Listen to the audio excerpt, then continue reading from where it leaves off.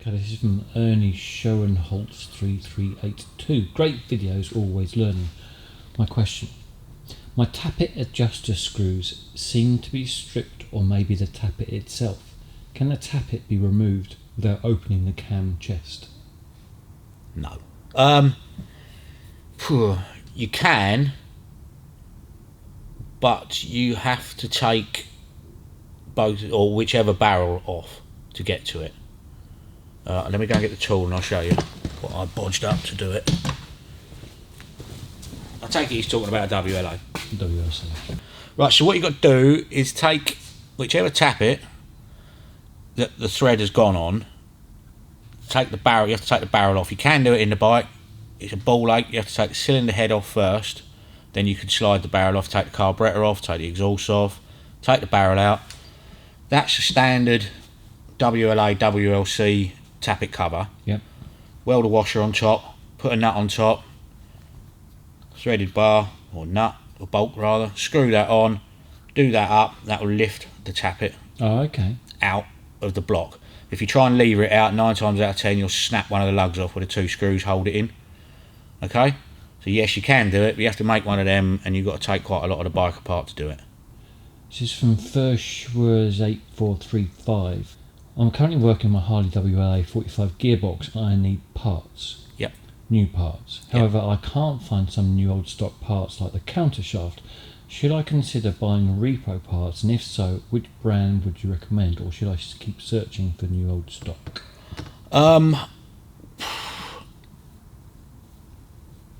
If you can get new old stock, it's better because they are better than the repro parts. It's as simple as that.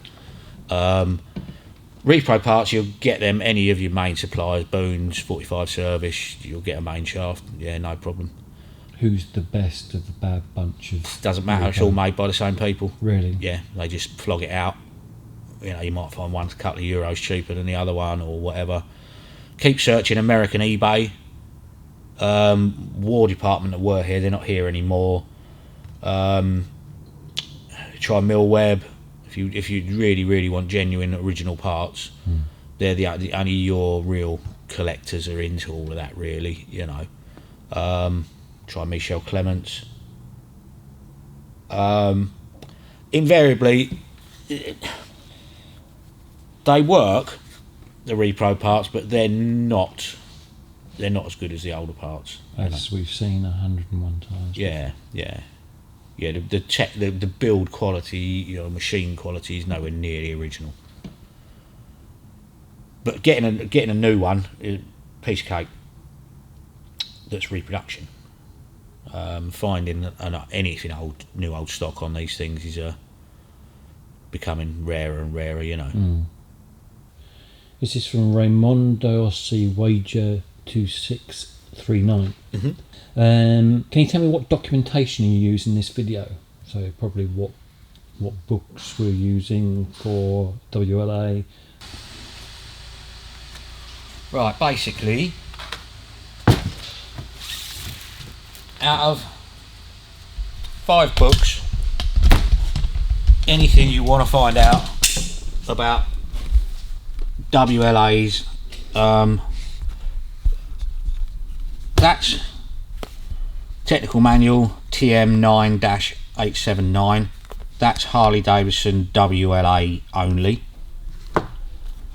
TM9-1879, Harley Davidson WLA only. Yeah. SNL G525, that's just your parts book, WLA only. Yeah. Yep. These two by Bruce Palmer III, that's How to Restore Your Harley Davidson. That's all models, and that is How to Restore Your Military Harley Davidson.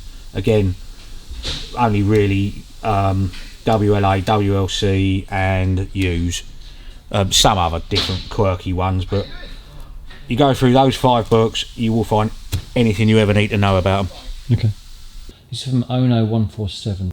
Flathead related question. Without the special Harley tools, reams to be exact, how on earth do you line ream new cam gear bushings in the right case and cam cover?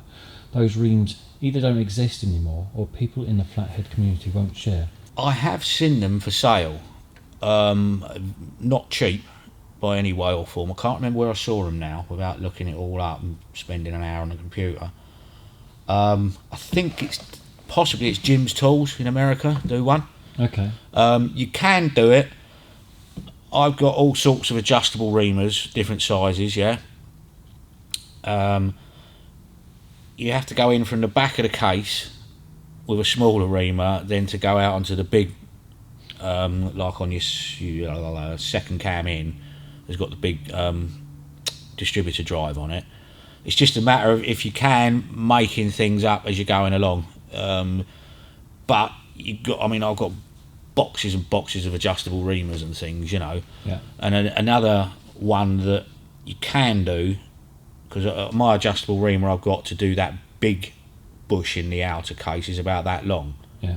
But I machined up to hold the outer case off of the inner case.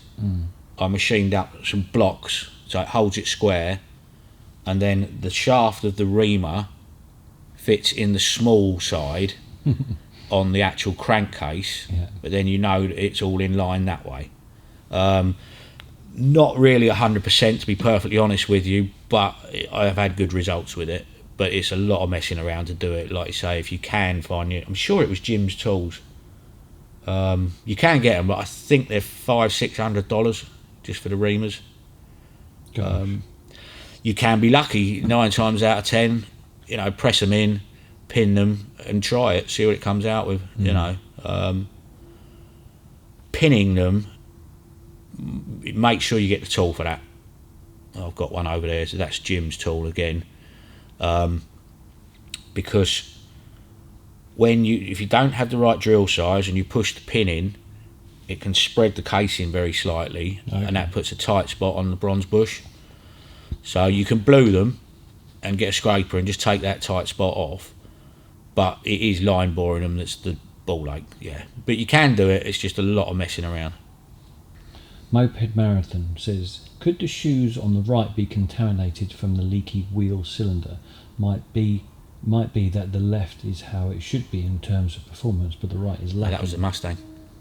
Could possibly be, but what I generally do is wash everything down with petrol a couple of times, let it all dry out, and if it's got any oil ingress, you can normally tell by looking at them. You know, if you give them a rub up with a body file or something, you can tell whether they're contaminated or not, whether they're soaked or not.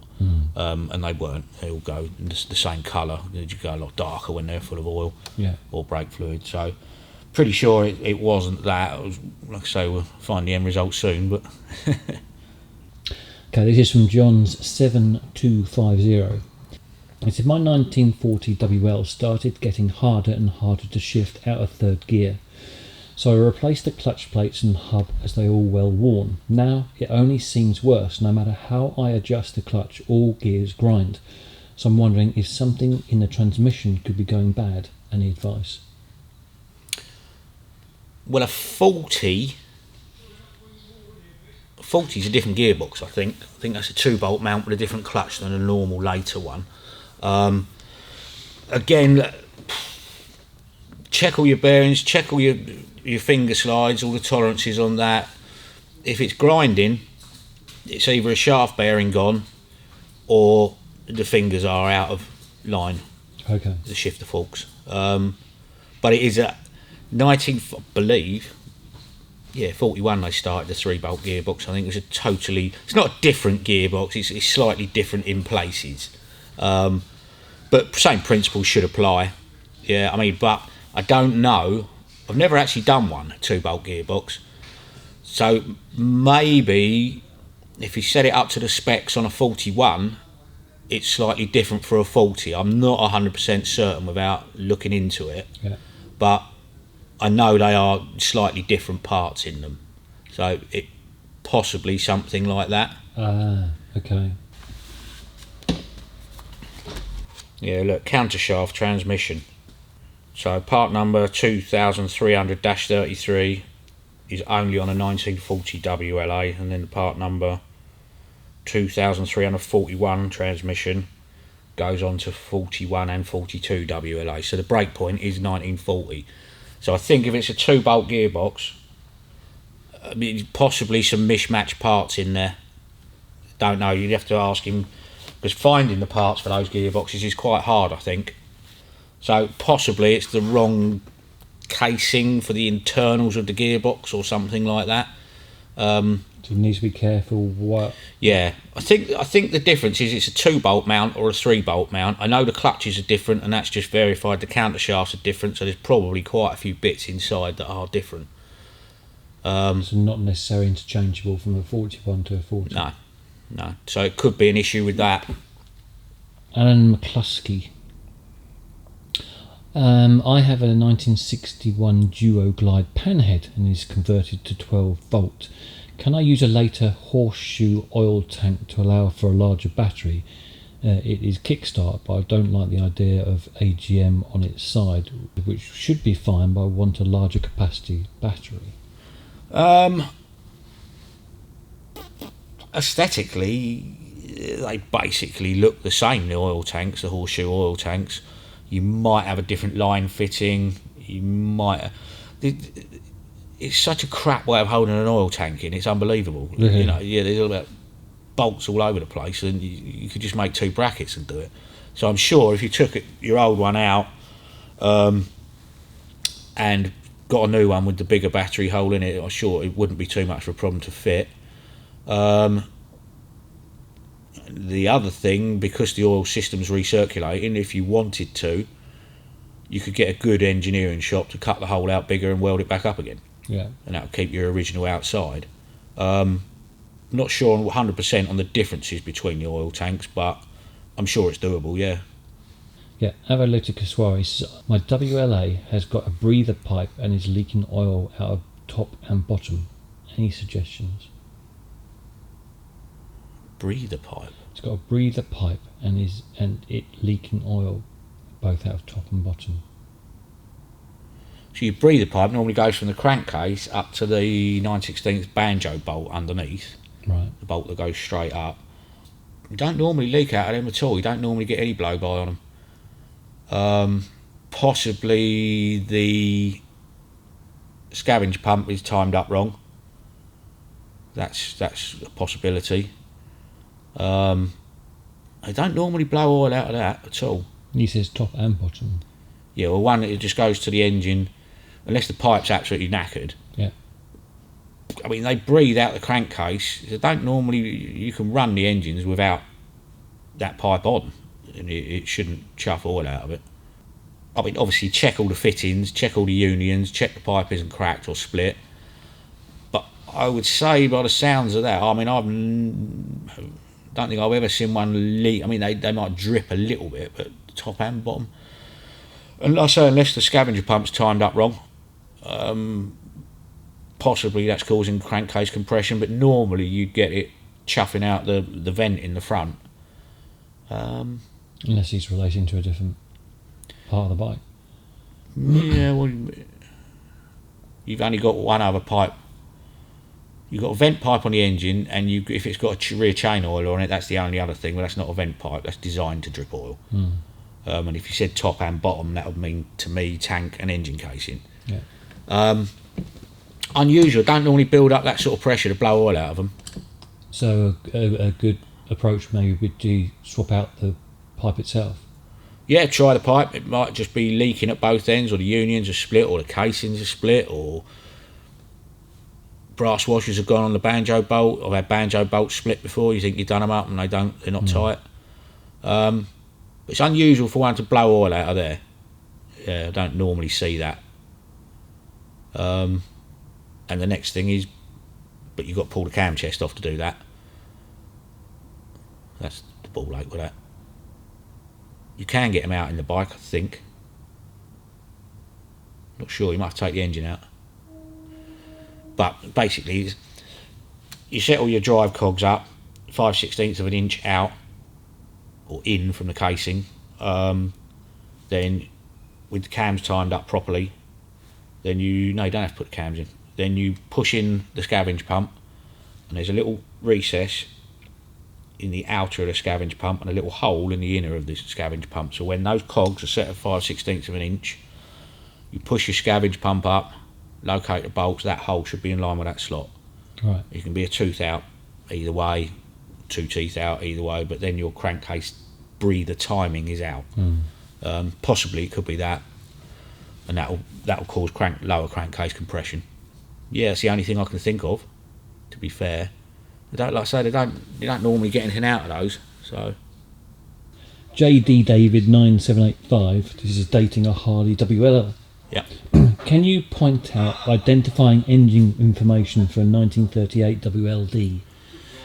WLD, oh blimey, only 302 model W's were manufactured that year. That's 38. It's a very rare machine. I've never done one. Again, your normal starting points are looking at your belly pan numbers, your line bore numbers. That'll tell you that it is definitely 1938, and your engine stamping number should have WLD 1938 WLD on it. Yeah. As opposed, again, I don't really do a lot of 30s stuff, but it's what you'll have to go through all your parts books. You get an original parts book, and then you maybe like these. That's 41 to 54. That's 37 to 49. But I think that's only Big Twin, that one. Yeah, 61, 74 and 80 inch Big Twins and sidecars, so that one wouldn't be any good.